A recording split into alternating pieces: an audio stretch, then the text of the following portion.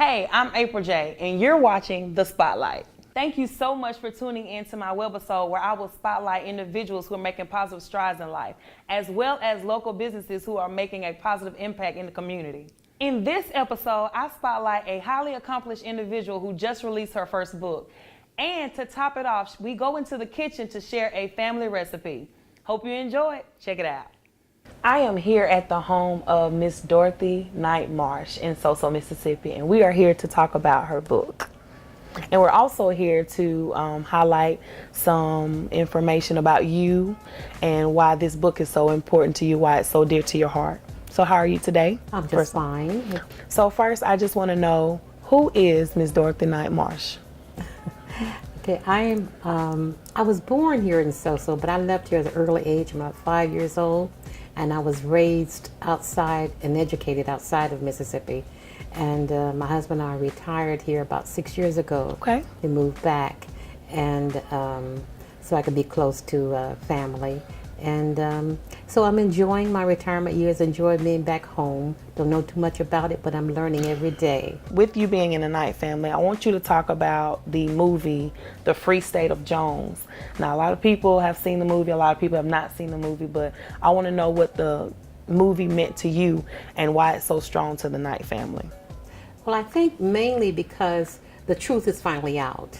A lot of people have a lot of different ideas of what they think about Newt as a man. But yes, he was a man first. He was a father. He was an adulterer, whatever you wanted to call him. He was all of those. But one of the things they really wanted to do was take care of people and women, mainly, in his family and for the people that was left behind during the war.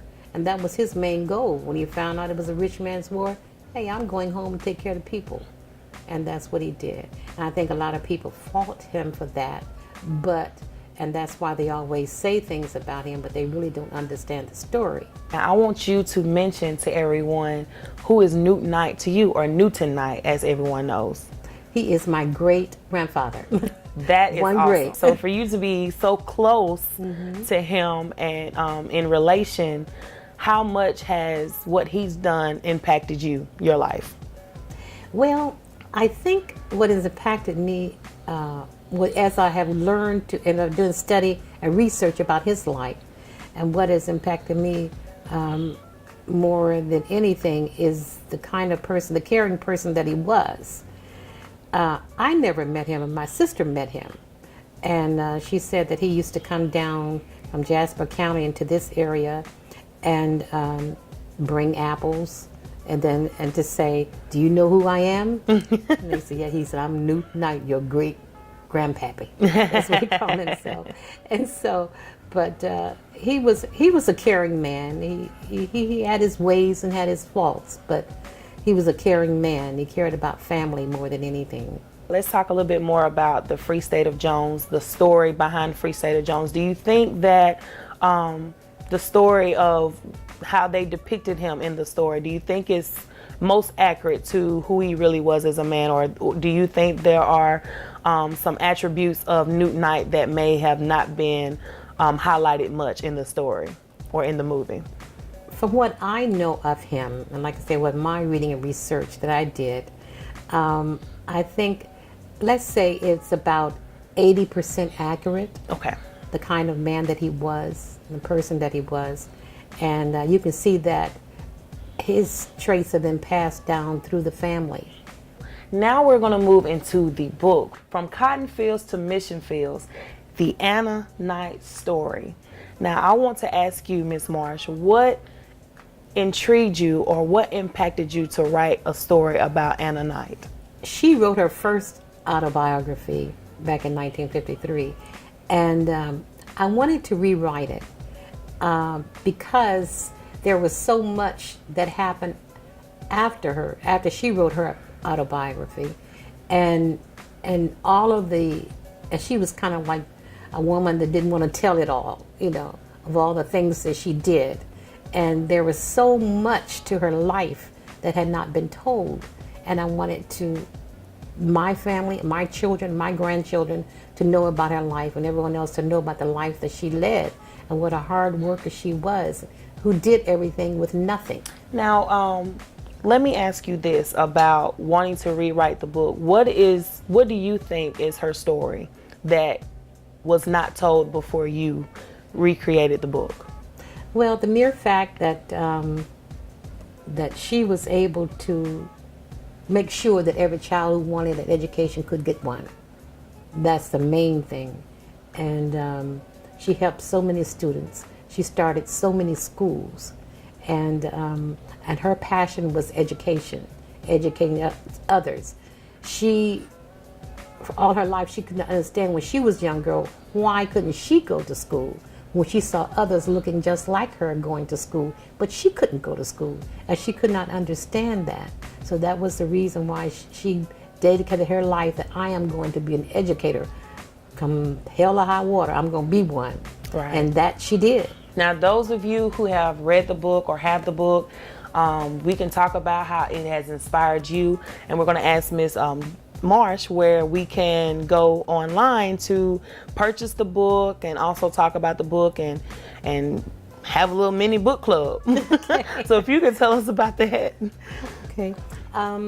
You can go to my Facebook page, which is Dorothy Knight Marsh, author, and then you click on that, and then you can leave me a comment, or I can get back with you. And the book can be purchased through Amazon.com, Lulu.com, or through me.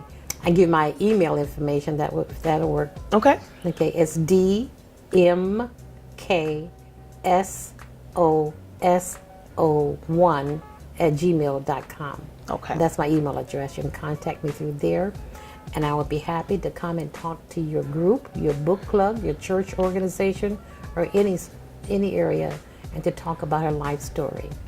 Now, y'all gotta stay tuned. Give me just a second. We're gonna head over to the kitchen and try this delicious sweet potato pie. Now, we are in the kitchen with Ms. Marsh, and we're gonna talk about her sweet potato pie that I'm sure is so delectable, and I'm ready to eat. But tell me why you love sweet potato pie so much, and why you love to bake it, and why it's so dear to you. Well, I love sweet potato pies. I really do. Now, this is something that's been passed down through the family. Everybody in my family bakes sweet potato pies. Everyone have their own twist to their sweet potato pie. Okay. And we always say who has the best sweet potato pie, but I think I win all the time. And we are about to find out in just a few moments. Is there something that you would like to share on your sweet potato pie? Like, what is one ingredient that has to be in it? Hopefully she can tell. Oh, I don't mind condensed milk. Condensed milk. Well, listen, y'all.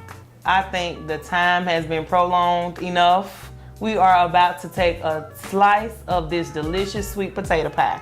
So I will give you the honors of cutting it for me, if you would. Okay, be happy to. So, here we go. Now, we normally eat it with our hand, but since you're the lady, I will give you a fork. okay. I still might eat it with my hand. She didn't see that. Yes. I'm gonna take a big chunk. Do not talk about me. Oh my goodness. I don't know if anybody is gonna get another slice of this. I'm gonna have to tell Mama she's in a race. You're in a race, Mama. You're in a race. This is so good. It is moist. I feel like I'm commentating, but it's moist. It's soft and it's fluffy. I love it. I love it. I think I'm gonna eat the whole slice. Thank you. Well, we enjoy it. Everyone that tasted enjoyed. Like I said, everybody, each family member have their own twist on it. But this is a good twist.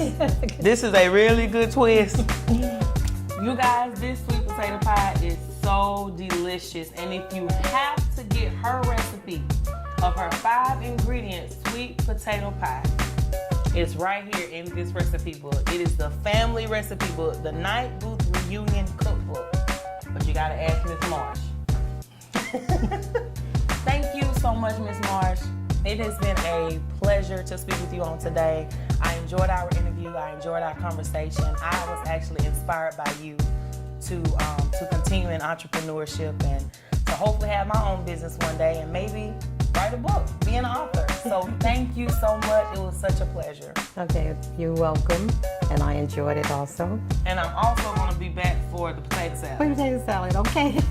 We'll look forward to that. Thank you so much. You're welcome.